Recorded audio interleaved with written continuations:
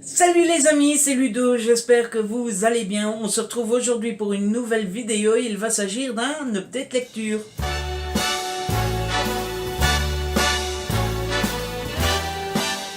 Et cette fois-ci, qu'est-ce qu'il y a au programme? Je vous le donne dans le mille. Du thriller, du policier. Wouh, wouh, wouh, wouh. Oui, parce que vous êtes nombreux à aimer le policier et le thriller, je le sais. Donc voilà, je vous fais plaisir. Je sais que vous aimez ça. Et comme d'habitude, j'ai 4 livres au programme. Le premier livre dont je vais vous parler, il s'agit de En lieu sûr de Linwood Barclay aux éditions Belfond dans la collection noire. Linwood Barclay, vous le savez, c'est un de mes auteurs préférés.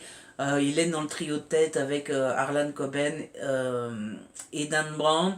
Et donc, à chaque fois que j'ai le droit à un nouveau Linwood Barclay, c'est juste que du bonheur. Avant de commencer la chronique, je voudrais signaler, pour ceux qui ne le sauraient pas, qu'il y a beaucoup de références à un de ses précédents livres qui s'appelle Cette nuit-là et qui est sorti en 2009. Alors, c'est assez compréhensible, même si on n'a pas lu cette nuit-là. Moi, je l'ai lu, mais il y a très longtemps, et j'ai oublié pas mal de choses. On comprend beaucoup, mais il y a des références, et je trouve ça toujours un peu dommage quand un auteur sort une suite, ou en tout cas un tome compagnon si longtemps après.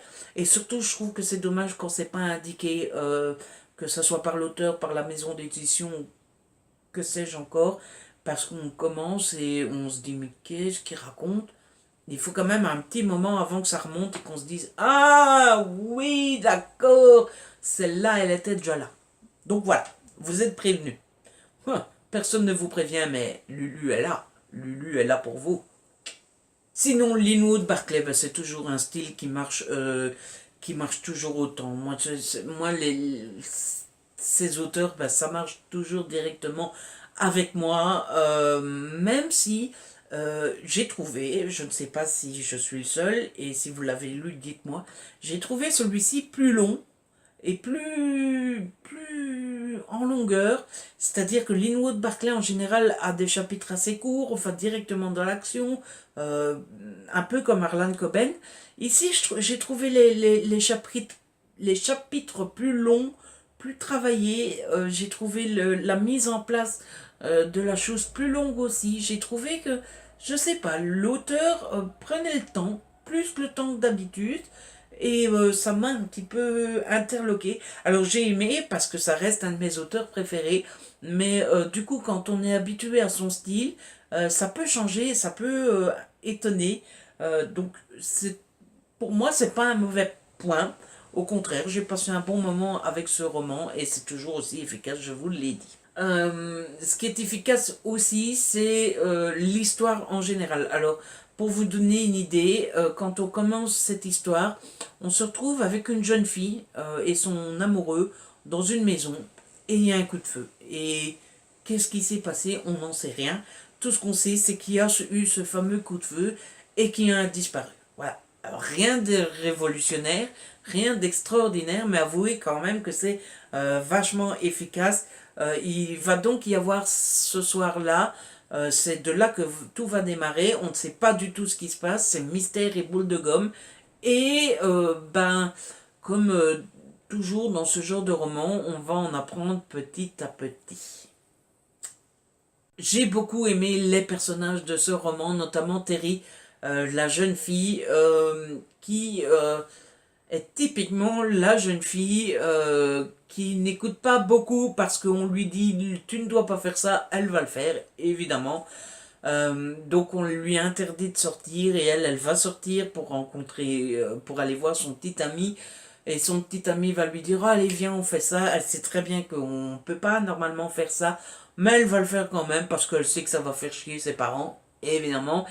J'ai beaucoup aimé le père de Terry. J'ai trouvé que c'est le genre de père qui écoute sa fille, qui essaie de comprendre ce que sa fille vit et essaie de comprendre comment réfléchit sa fille et essaie de trouver des solutions par rapport à sa fille, et ça j'adore.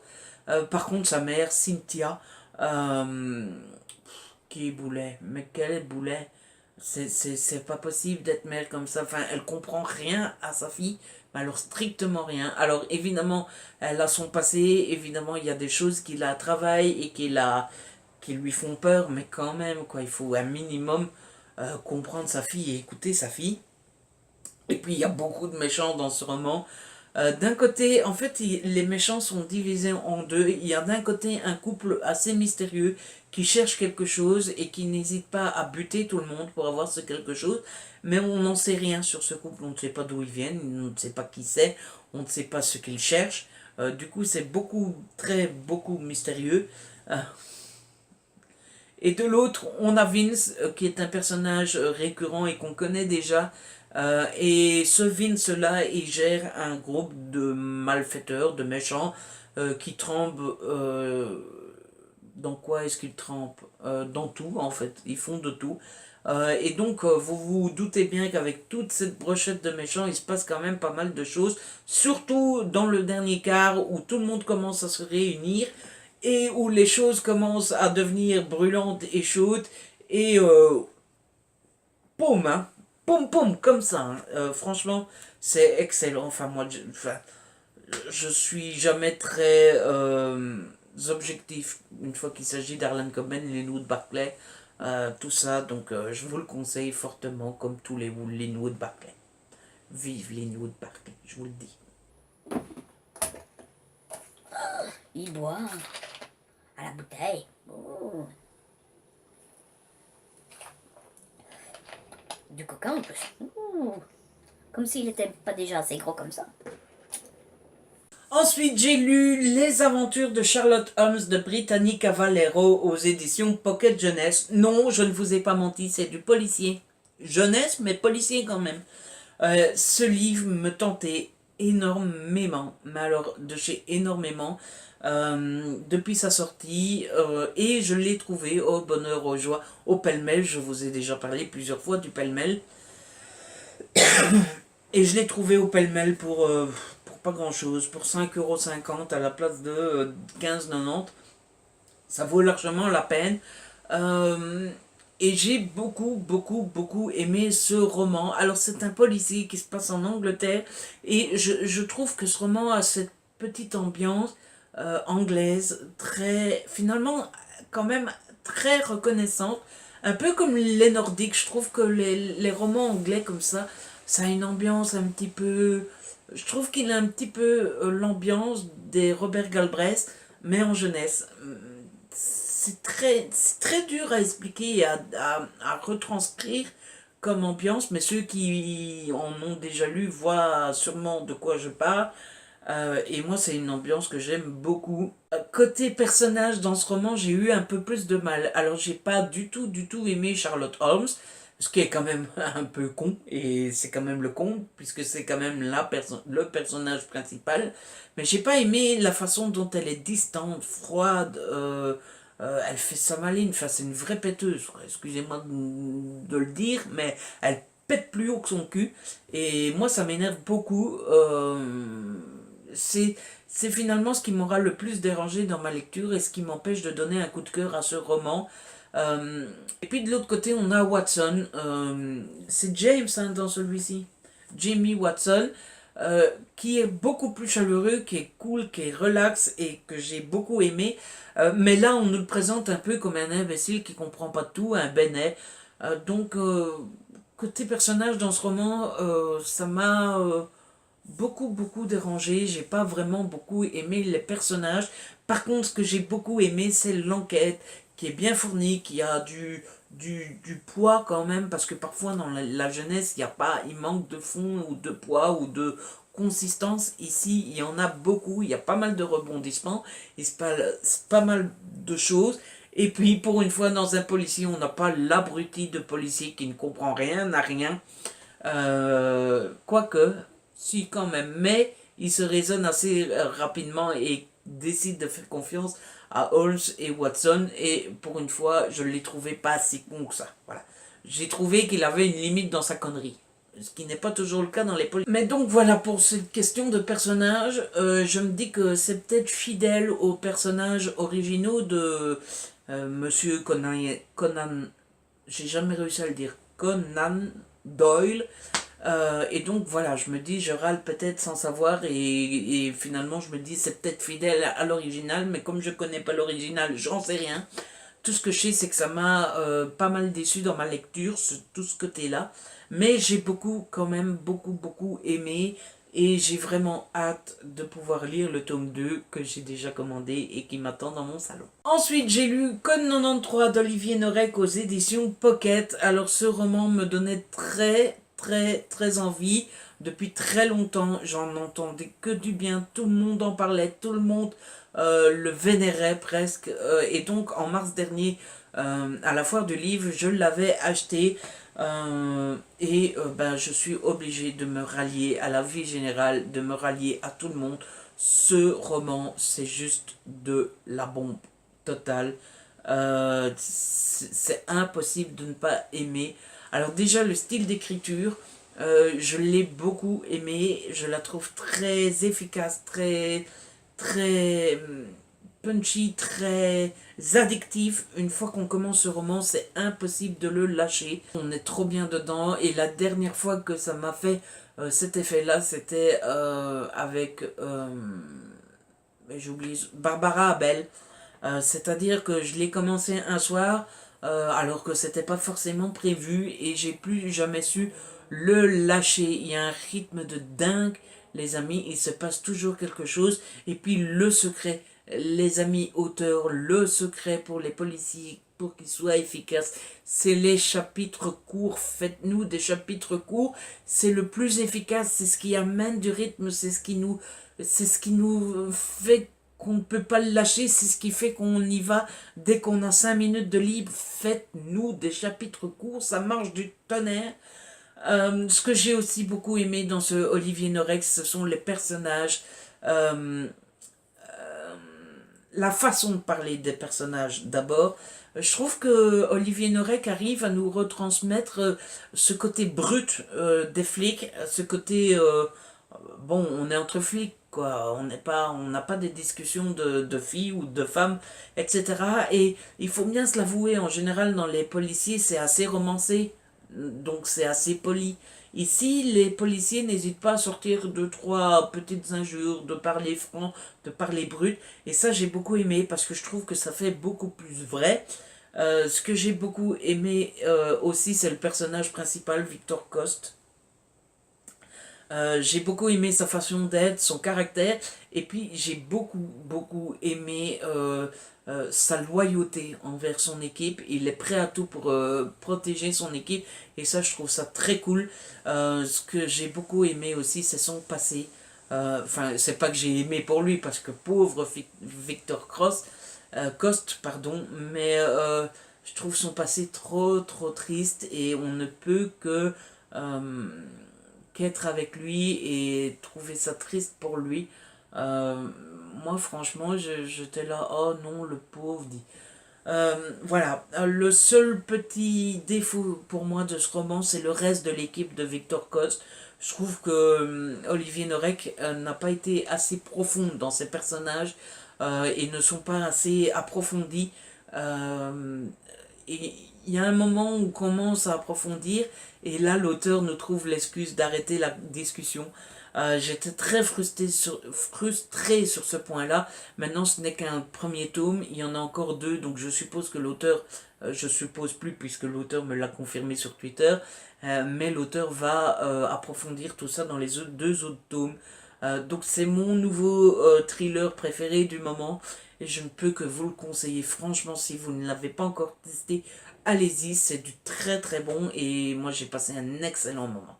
Ensuite, j'ai lu Confidentielle défense de Matthew Kirk aux éditions Le Cherche Midi. Alors c'est tout ce qui se fait de meilleur au Cherche Midi. C'est un thriller efficace avec un style maîtrisé, des cliffhangers à la fin de chaque chapitre, des chapitres courts, du rythme, beaucoup de rythme. C'est tout ce que j'aime, ce thriller. Extraordinaire, et pourtant j'ai eu peur au tout début parce que j'ai trouvé les deux premiers chapitres assez flous. Il faut dire que c'est assez technique et on se demande un petit peu où on va. le passage qui m'aura le plus marqué, c'est cette partie de poker au début de l'histoire qui est très technique et qui est très difficile à suivre. D'ailleurs, je l'ai lu avec Amélie. Comment ai-je pu oublier de dire ça? Amélie, si tu passes par là, je t'embrasse. Allez voir son blog, je mets le lien de son blog en barre d'infos. Amélie a trouvé la même chose que moi pour cette fameuse partie de poker. Mais heureusement, ça s'arrange très très vite et on rentre enfin dans le vif de l'histoire. Côté personnage, j'ai beaucoup aimé, surtout Mike. Alors Amélie et moi, on se disait, c'est bizarre, Mike, on n'en sait pas plus sur son passé, il est très peu développé, etc. Et finalement, on s'est rendu compte que Mike est un personnage qu'on voit déjà dans un premier tome. Le premier tome s'appelle Les 500. Et c'est pour ça qu'il est si peu développé. Évidemment, je vous conseille, on peut très bien lire ce tome-ci sans avoir lu le premier, mais comme je vous le disais, Mike est très peu développé ici, donc je vous conseille de lire les 500 aussi. En tout cas, moi je le lirai un jour, c'est sûr, et Amélie, je pense aussi.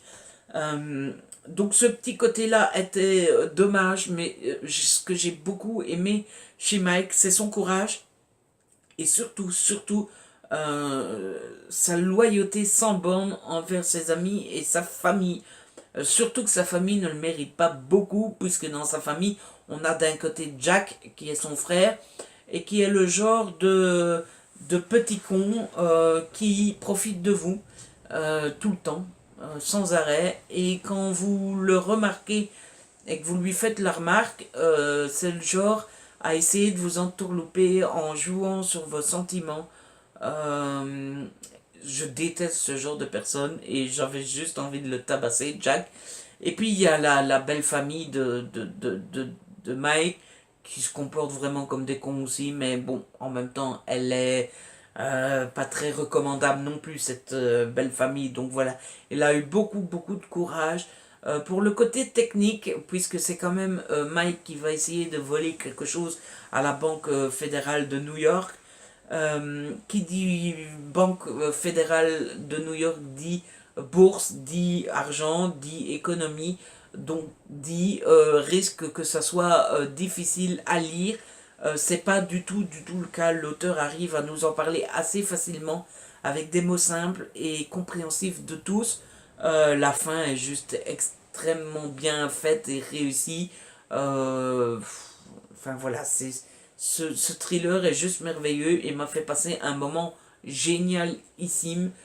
Très bonne réussite pour mon dernier partenariat avec le Cherche Midi. Je sais que vous aimez bien ce côté coulisses, etc. Mon partenariat avec le Cherche Midi est fini, puisque en fait ils font un groupe avec 20 blogueurs qui recevront ces thrillers. J'ai été mis au courant assez tôt, j'aurais pu poser ma candidature, sauf que ce groupe était obligé de recevoir tous les thrillers publiés par le Cherche Midi, et de tous les lire et de tous les chroniquer, et moi j'ai trouvé ça con, parce que voilà, les thrillers chez Cherche Midi, il y en a certains qui m'intéressent, d'autres non, pas du tout, et je trouvais ça con de m'inscrire, et puis de recevoir tous les thrillers et ne pas tous les lire. Donc voilà, je ne me suis pas inscrit pour le nouveau partenariat, donc je ne suis plus partenaire. Ça me rend un peu triste parce que j'aimais beaucoup leurs thrillers, mais j'en achèterai moi-même de mon côté. Mais en tout cas, c'est fini sur une bonne note parce que je vous le conseille chaudement et chaleureusement. C'est du très bon. Voilà. C'est ainsi que cette vidéo se termine. J'espère qu'elle vous a plu. J'espère que je vous aurai donné envie de lire certains de ces romans. Après tout, c'est le but d'un point lecture. En tout cas, en général, n'est-ce pas? Si c'est le cas, n'hésitez pas à la liker, à la partager. N'hésitez pas à me laisser des petits commentaires. Vous le savez, j'adore vous lire et j'adore échanger avec vous. Si ce n'est pas encore fait, abonnez-vous. C'est gratuit et ça fait plaisir. On se retrouve très vite pour une nouvelle vidéo. D'ici là, prenez soin de vous et de ceux que vous aimez. Ciao!